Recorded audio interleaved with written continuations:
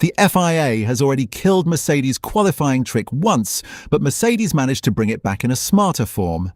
And now Ferrari has started copying it. This is the technical development that could reshape the battle for pole position during the second half of the 2026 season, particularly when the gaps between the leading four teams are increasingly being decided by only a few hundredths of a second. The original version of the trick was used by Mercedes and Red Bull to avoid the gradual reduction in electrical power. By activating an emergency MGU-K shutdown near the end of a flying lap, a car could retain the full 350 kilowatts of deployment for longer before cutting it directly to zero. For a brief period, that could provide an advantage of approximately 50 to 100 kilowatts over rivals that had already entered the ramp-down phase, but the technique carried serious consequences. The MGU-K would remain locked out for 60 seconds after being shut down. Kimi Antonelli and Max Verstappen were left travelling extremely slowly at Suzuka, while Alex Albon even stopped on the circuit. Because an emergency function was being exploited for performance and creating a safety risk, the FIA banned the practice after the Japanese Grand Prix. Mercedes then discovered another route. If the driver lifts off the throttle before the battery reaches zero, the regulations provide an exemption from the normal ramp-down procedure. After extensive refinement and simulator practice, Antonelli and George Russell began receiving a warning tone that told them exactly when to lift. Antonelli used it while securing pole at Silverstone and Spa.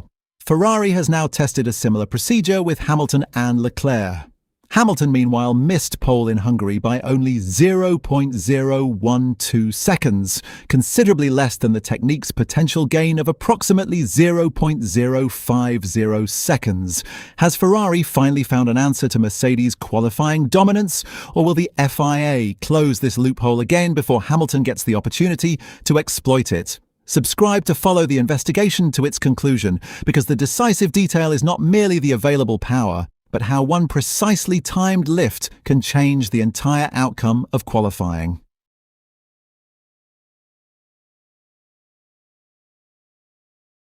To understand why this matters, it is necessary to separate the amount of energy available from the way that energy can be deployed. The 2026 regulations permit the ERSK to deliver a maximum electrical output of 350 kilowatts. But a team cannot simply use that power at any point, switch it off instantly, and then repeat the process without restriction. When the battery approaches the end of its usable energy on a straight, the electrical contribution normally has to be reduced in controlled steps.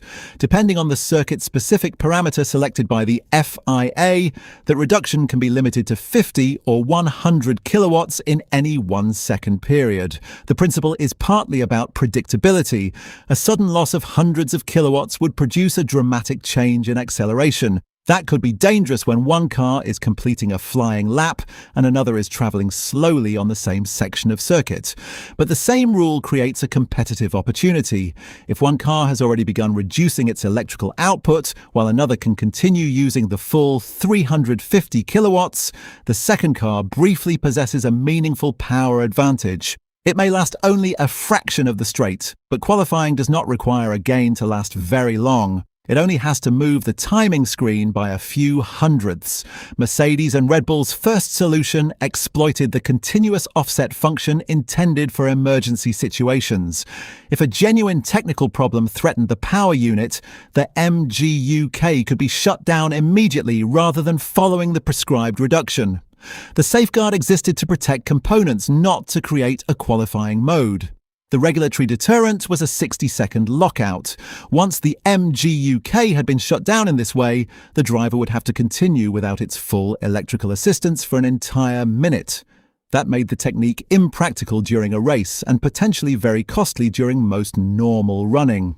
At the end of a qualifying lap, however, the calculation changed. After crossing the line, a driver would usually slow down and return to the pits. Losing the MGU-K for 60 seconds appeared to carry no significant sporting cost because the lap that mattered had already finished. That allowed Mercedes and Red Bull-powered cars to retain maximum deployment for longer on the final straight.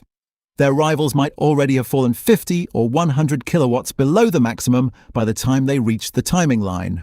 It did not increase the total amount of energy available, but it changed where that energy was spent. Full power was concentrated at the most valuable point, with the consequences delayed until the slower in-lap. The complications became visible in Australia and impossible to ignore in Japan.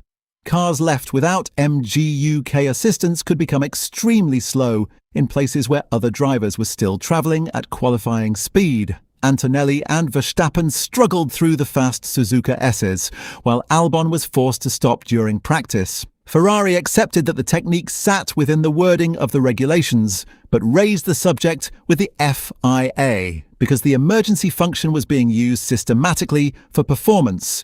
The governing body subsequently clarified that the shutdown facility would be tolerated only in response to a legitimate problem. The ability to protect the power unit remained, but using it as a routine qualifying tool was effectively outlawed. FIA data could show whether a shutdown corresponded with a genuine technical issue, making continued exploitation difficult to disguise. That should have ended the matter. Instead, Mercedes returned with a method that did not depend upon declaring an emergency or triggering the 60-second lockout. The crucial distinction lies in driver demand. The technical regulations list circumstances in which ERSK power may be reduced more rapidly than the normal rate. One of those circumstances is when the driver power demand is negative. In practical terms, lifting off the throttle changes what the driver is asking the power unit to deliver. Mercedes recognized that if the driver lifted before the battery reached zero, the rapid reduction in electrical deployment could fall within this exemption. Maximum power could therefore be maintained for longer before the lift, without misusing the emergency shutdown function that the FIA had just restricted. Execution is far more complicated than the basic description suggests. The driver must stay at full throttle long enough to benefit from maximum deployment, but lift before the energy state reaches the critical point. Lift too soon and the car sacrifices speed before crossing the line. Wait too long and the battery reaches zero first, leaving the team exposed to a breach of the ramp down requirement. Mercedes refined the procedure in its simulator and introduced an audio cue. Antonelli and Russell hear a warning tone that indicates when the lift should occur. That transforms a difficult calculation involving speed, distance, and remaining energy into a specific action the driver can repeat. But it does not make the technique automatic. The energy profile of every lap is affected by what happened earlier. Wheel spin, sliding, and an aggressive corner exit can consume energy unnecessarily. A driver who fails to judge the available grip may arrive at the final straight with a different battery state from the one predicted by the simulation. That is one reason smoothness has become so important under the 2026 rules. Energy deployment on the straight is closely connected to how cleanly the car has travelled through the corners. If the rear tyres spin or the car slides, electrical energy can be spent without producing the intended forward acceleration. If harvesting is also compromised, the planned lift point may no longer be valid. The warning tone must therefore be based on the real state of the car, not simply a fixed marker beside the circuit.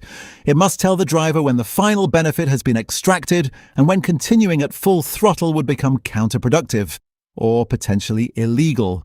Antonelli's pole positions at Silverstone and Spa demonstrated that Mercedes could execute the process under pressure. Those circuits also offered conditions in which the gain was worth pursuing. Both are more energy sensitive than Hungary, and the location of the final corner relative to the timing line gives teams a different deployment problem. Ferrari's response was visible in the telemetry from Friday practice at the Hungaroring. Both Hamilton and Leclerc evaluated the procedure, with Leclerc lifting as he approached the line and his speed beginning to level off. That was not proof Ferrari had committed to using the trick. It was a controlled comparison. By testing the liftoff method on Friday and contrasting it with flat-out runs on Saturday, Ferrari could measure whether the extra deployment across the timing line outweighed the speed lost when the driver lifted. The conclusion in Hungary was that it did not. The Hungaroring is relatively rich in recoverable energy and has a reasonably long acceleration from the final corner to the timing line. Ferrari found no meaningful loss from remaining flat until the line, so it chose not to introduce the additional execution risk during qualifying. Mercedes made the same decision. That distinction is critical when comparing the estimated 0.050 second benefit with Hamilton's 0.012 second deficit to Norris. The potential gain is not a universal figure that applies at every circuit. Ferrari did not knowingly leave 500ths available in Hungary and then lose pole by 12 thousandths. Its evaluation suggested the local benefit was insufficient. Nevertheless, the numbers explain why Ferrari is pursuing the concept. A gain of 500ths can change a front row.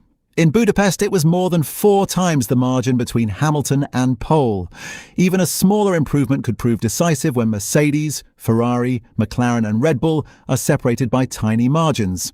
Norris ended Mercedes' run of 10 consecutive poles in Hungary, but only just. Hamilton had been fastest after the first Q3 runs and missed out by 0.012 seconds before receiving a separate 3-place penalty for impeding Oscar Piastri. Hamilton said, "I didn't know he was coming. I thought everyone had finished their lap. It wasn't intentional." Frederic Vasseur accepted that the warning had not reached his driver in time. That penalty does not change the underlying performance comparison. Ferrari was close enough to beat McLaren over 1 lap, despite its acknowledged straight-line weakness. Hamilton has estimated that Ferrari has sometimes surrendered approximately 3 to 4 tenths through power and straight-line performance during the opening half of the season. A technique worth only hundredths cannot erase a deficit of that scale across an entire lap, but it can recover part of it at the exact moment when deployment is most restricted. For Ferrari, that makes Mercedes' solution particularly relevant. It is a low-cost opportunity to improve qualifying without waiting for a completely new power unit specification. Hamilton has already described Ferrari's development effort positively, saying, "It's great to see that the team are fighting, the team are pushing, the team are chasing, really working overtime back at the factory to bring the upgrades because that's the name of the game." The liftoff trial fits that pattern. Ferrari did not design the original idea and initially questioned the safety of its first version. But once the FIA accepted Mercedes' revised method, ignoring it would have meant voluntarily leaving a potential qualifying gain to a direct rival. The next challenge is deciding where to use it. The calculation must be repeated for every Grand Prix. The length and character of the circuit, available harvesting, final corner traction, distance to the line, and FIA's selected ramp down rate all alter the value of the technique. Tracks such as Melbourne, Silverstone and Spa have been identified as more favourable examples, but even a short run to the timing line does not automatically guarantee a gain. The battery state and the point at which ordinary ramp down would begin remain decisive. There is also an uncomfortable risk-reward calculation. Around 0.050 seconds may produce pole position, but an incorrectly executed procedure could result in a technical infringement and disqualification. Ferrari must be confident in its simulations, audio warning, and the ability of both drivers to repeat the lift accurately when track conditions evolve during Q3. For now, Ferrari has completed only the first public stage. It has tested Mercedes' idea, collected telemetry with both drivers, and confirmed that it can evaluate the procedure on track. Hungary was a rehearsal rather than the venue where the system was likely to deliver its greatest reward. But the test also sent a clear message. Mercedes no longer has exclusive use of the concept and the same technique that contributed to Antonelli's poles at Silverstone, and Spa may soon be available to Hamilton and Leclerc when the championship resumes. The FIA closed the first route because an emergency system was being exploited and cars were left dangerously short of power.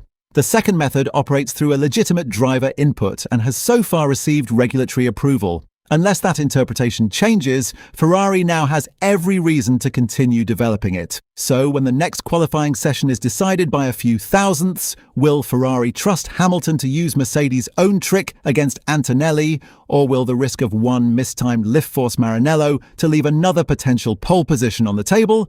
Tell us what you think in the comments.